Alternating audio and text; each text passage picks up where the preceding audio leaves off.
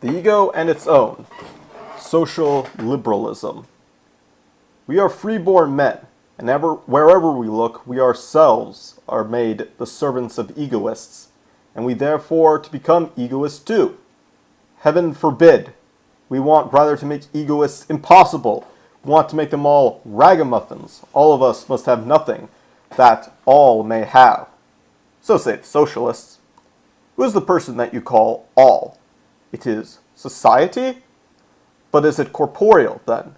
We are its body. You? Why, you are not a body yourselves. You, sir, are corporeal, to be sure. You too, and you. But you altogether are only bodies, not a body. According to the United Society, may indeed have bodies at its service, but no one body of its own. Like the nation of the politicians, it will turn out to be nothing but a spirit, its body only semblance. The freedom of man is, in political liberalism, freedom from persons, from personal dominion, from the master, the securing of each individual person against other persons, personal freedom. No one has any orders to give. The law alone gives orders. But even if the persons have become equal, yet the possessions have not. And yet the poor man needs the rich the poor, the former the rich man's money, the latter the poor man's labor. So no one needs another as a person, but needs him as a giver, and thus as one who has something to give, as holder or possessor. So what he has makes the man, and in having or in possessions, people are unequal. Consequently, social liberalism concludes no one must have, as according to political liberalism, no one was to give orders, i.e., as in the case the state alone has obtained the command, so now society alone obtains the possessions. For the state, protecting each one's person and property against the other, separates them from another. Each one is his special part, and has his special part. He who is satisfied with what he is and has finds the state of things profitable. But he who would like to be and have more looks around for this more, and finds it in the power of other persons. Here he comes upon a contradiction. As a person, no one is inferior to another, and yet one person has what another has, not but what would like to have. So he concludes, the one person is more than the other, after all, for the former has what he needs, the latter has not. The former is a rich man, the latter a poor man. He now asks himself further, are we to let what we rightly buried come to life again? Are we to let this circuitously restored inequality of persons pass? No. On the contrary, we must bring quite to an end what was only half accomplished.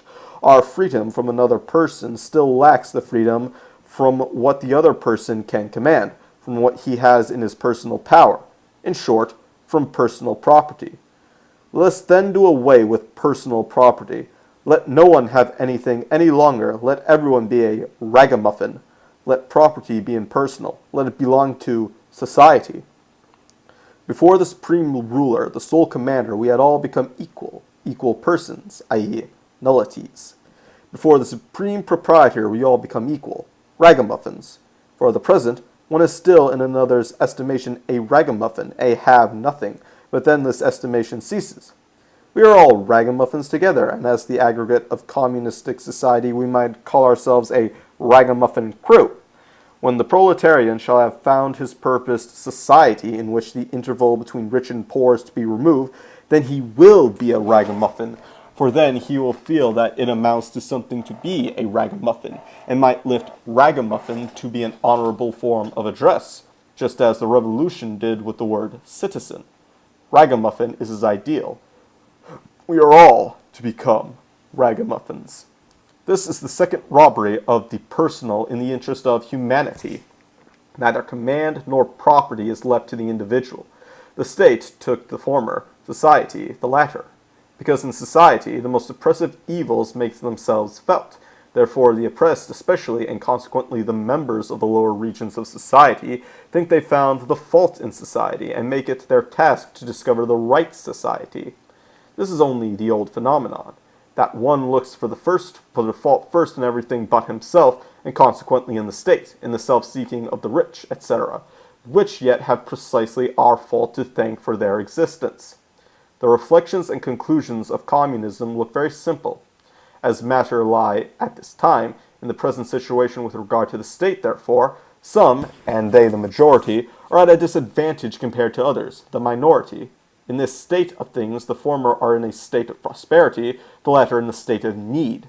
Hence, the present state of things, i.e., the state itself, must be done away with, and what is in its place? Instead, the isolated state of prosperity, a general state of prosperity, a prosperity of all. Though the revolution, the bourgeoisie became omnipotent, and all inequality was abolished by everyone's being raised or degraded to the dignity of a citizen, the common man, raised the aristocrat, degraded. The third estate became sole estate, vis-a-vis, namely, the estate of citizens of state. New communism responds. Our dignity and our essence consist not in our being all the equal children of our mother, the state, all born with equal claim to her love and her protection, but in all our existing for each other. This is our equality, or herein we are equal, and that we, I as well as you and all of you, are active, or labor, each one for the rest. Each then and each of us is a laborer then.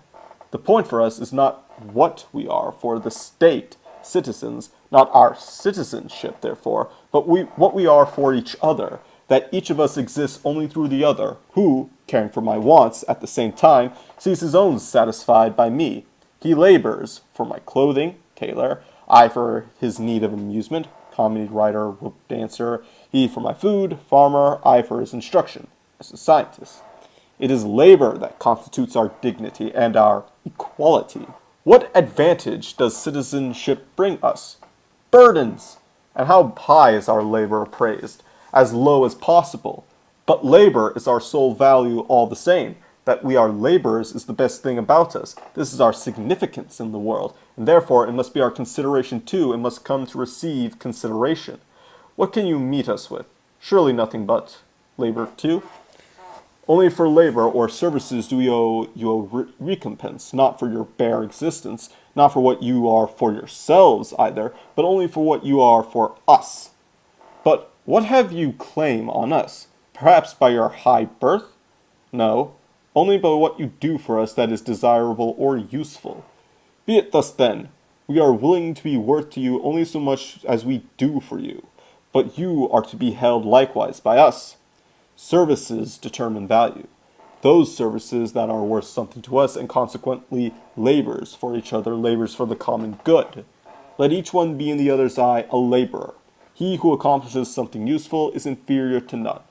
Or, all laborers, laborers of course in the sense of labors for the common good, i.e. communistic laborers, are equal. But, as the laborer is worth his wages, let the wages too be equal. As long as faith sufficed for man's honor and dignity, no labor, however harassing, could be objected to if only it did not hinder a man in his faith. Now, on the contrary, when everyone is to cultivate himself into man, condemning a man to machine-like labor amounts to the very same thing as slavery. If a factory worker must tire himself to death 12 hours and more, he is cut off from becoming a man. Every labor is to have the intent that the man be satisfied. Therefore, he must become a master in it too, i.e., be able to perform it as a totality. He who in a pin factory only puts on the heads, only draws the wire, works, as it were, mechanically, like a machine. He remains half-trained, does not become a master. His labor cannot satisfy him. It can only fatigue him. His labor is nothing by itself, has no object in itself, is nothing complete in itself. He labors only into another's hands, and is used, exploited, by this other. For this labor in another's service there is no enjoyment of a cultivated mind. At most, crude amusements, culture, you see, is barred against him. To be a good Christian, one needs only to believe, and that can be done under the most oppressive circumstances. Hence the Christian-minded take care only of the oppressed laborer's piety, their patience, submission, etc. Only so long as the downtrodden classes were Christians could they bear all their misery, for Christianity does not let their murmurings and exasperation rise. Now the hushing of desires is no longer enough, but their sating is demanded. The bourgeoisie has proclaimed the gospel of the enjoyment of the world, of material enjoyment, and now wonders that this doctrine finds adherents among us poor. It has shown that not faith and poverty, but culture and possessions make a man blessed. We proletarians understand that too. The commonality freed us from the orders and arbitrariness of individuals. But that arbitrariness was left which springs from the conjuncture of situations, and may be called the fortuity of circumstances, favoring fortune, and those favored by fortune still remain. When a branch of industry is ruined and thousands of laborers become breadless, people think reasonably enough to acknowledge that it is not the individual who must bear the blame, but that the evil lies in the situation. Let us change the situation then, but let us change it thoroughly, and so that its fortuity becomes powerless and a law. Let us no longer be slaves of chance. Let us create a new order that makes an end of fluctuations. Let this order then be sacred. Formerly, one had to suit the lords to come to anything. After the Revolution, the word was grasp fortune. Luck hunting or hazard playing, civil life was absorbed in this. Then, alongside this, the demand that he who has obtained something shall not frivolously stake it again. Strange and yet supremely natural contradiction. Competition, in which alone civil or political life unrolls itself, is a game of luck through and through. From the speculations of the change down to the solicitation of offices, the hunt for customs, looking for work, aspiring to promotion and decorations, the second-hand dealer's petty hagglings, etc. If one succeeds in supplanting and outbidding his rivals, then the lucky throw is made, for it must be taken as a piece of luck to begin with the victor sees himself equipped with an ability, even though it has been developed by the most careful industry, against which the others do not know how to rise, consequently that no abler ones are found, and that those who ply their daily lives in the midst of these changes of fortune without seeing any harm in it are seized with the most virtuous indignation when their own principle appears in naked form, and breathes misfortune as hazard playing. Hazard playing, you see, is too clear, too barefaced a competition, and, like every decided nakedness, offends honorable modesty. The socialists want to put a stop to this activity of chance, and to form a society in which men are no longer dependent on fortune, but free. In the most natural way in the world, this endeavor first utters itself as hatred of the unfortunate against the fortunate, of those for whom fortune has done little or nothing, and against those for whom it has done everything. But properly, the ill feeling is not directed against the fortunate, but against fortune, this rotten spot of the commonality. As the communists first declare free activity to be man's essence, they, like all workday dispositions, need a Sunday. Like all material endeavors, they need a God, an uplifting and edification alongside their witless labor. But the communist sees in you the man, the brother, is only the Sunday side of communism. According to the workday side, he does not by any means take you as simply but as human labor, or laboring man. The first view has in it the liberal principle. In the second, illiberality is concealed. If you were a lazybones, he would not indeed fail to recognize the man in you, but would endeavor to cleanse him as a lazy man from laziness and to convert you to the faith that labor is man's destiny and calling. Therefore he shows a double face. With the one he takes heed that the spiritual man be satisfied, with the other he looks about him for means for the material or corporeal man. He gives him a twofold post, an office of material acquisition and one of spiritual. The commonality had thrown open spiritual and material goods, and left it with each other, one to reach out for them if he liked. Communism really procures them for each one, presses them upon him, and compels him to acquire them. It takes seriously the idea that, because only spiritual and material goods make us men, we must unquestionably acquire these goods in order to be man. The commonality made acquisition free. Communism compels to acquisition, and recognizes only the acquirer, him who practices a trade. It is not enough that the trade is free, but you must take it up. So all that is left for criticism to do is to prove that the acquisition of these goods does not yet by any means make us men. With the liberal commandment that everyone is to make a man of himself, or everyone to make himself man, there was posited the necessity that everyone must gain time for this labor of humanization, i.e., that it should become possible for everyone to labor on himself. The commonalty thought it had brought this about if it handed over everything human to competition, but gave the individual right to every human thing. Every man strive after everything.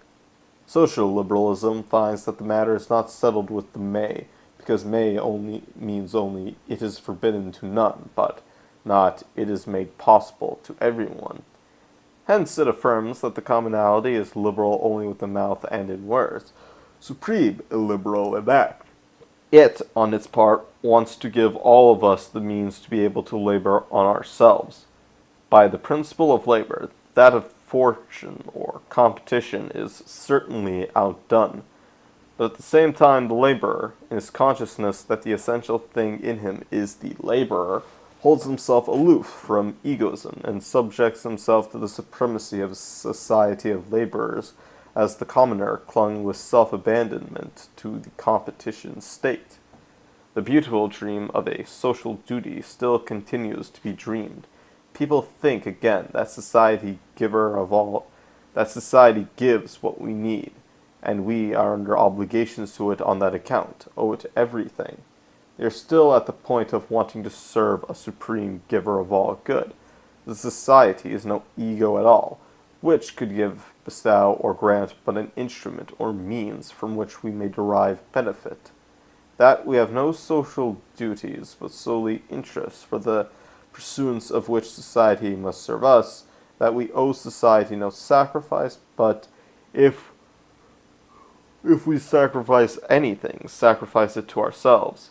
Of this the socialists do not think, because they, as liberals, are imprisoned in the religious principle and zealously aspire after a sacred society. The state was hitherto. Society, from which we have everything, is a new master, a new spook, a new supreme being, which takes us into its service and allegiance. The more precise appreciation of political as well as social liberalism must wait to find its place further on. For the present we pass this over, in order first to summon them before the tribunal of humane or critical liberalism.